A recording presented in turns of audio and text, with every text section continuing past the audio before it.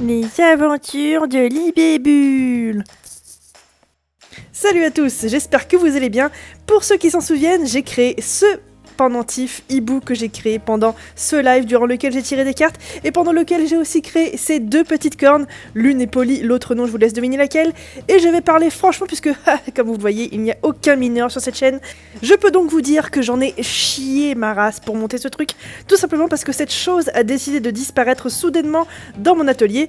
Je ne me souvenais plus où je l'avais posé, je ne savais pas où est-ce que c'était et je l'ai retrouvé tout simplement dans mon placard, là où je mets les papiers de soie, collé à un papier de soie, puisque je l'avais verni, j'avais posé un papier de soie dessus, et il s'était collé dessus, tout simplement. Bref, du coup, je l'ai retrouvé en faisant des paquets, et j'ai ensuite essayé de monter cette chose. Alors je dis bien essayer, parce que, voilà, je voulais le monter autrement, je me suis dit, ah, ça ferait peut-être joli avec des fils autour, et en fait non. Alors, pour commencer, j'ai bien évidemment collé mon petit ressort à ce pendentif de hibou, et j'ai ensuite voulu enrouler donc un fil autour de ces cornes.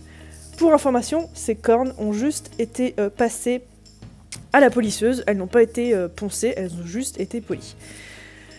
Et là, j'ai essayé encore et encore et encore. Alors, je ne suis pas une pro du montage, je voulais vraiment essayer de nouvelles choses. Je me suis dit, allez, Leslie, trouve la motivation, essaye de faire quelque chose d'original, de nouveau, que tu n'aurais jamais fait, en utilisant uniquement du fil et en essayant de ne pas percer tes créations. Et puis, au bout d'un moment, et ben...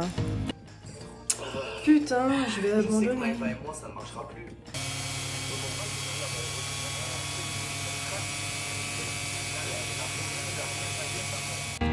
Et oui, j'ai totalement abandonné. J'aurais pas tenu très longtemps, hein. J'ai essayé pendant une bonne vingtaine de minutes de faire quelque chose de potable en essayant d'enrouler mon fil autour.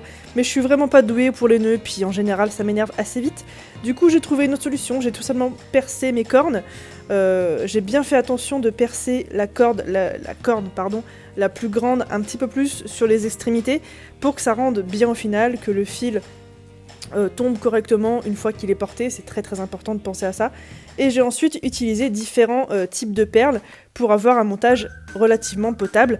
Je trouve d'ailleurs que le rendu est assez bien, assez bon, donc voilà.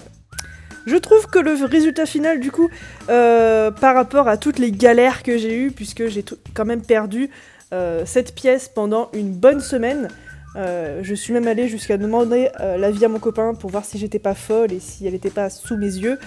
Ça arrive des fois que je perde des trucs alors qu'ils sont carrément sous mes yeux. Donc du coup, non, elle était bien cachée.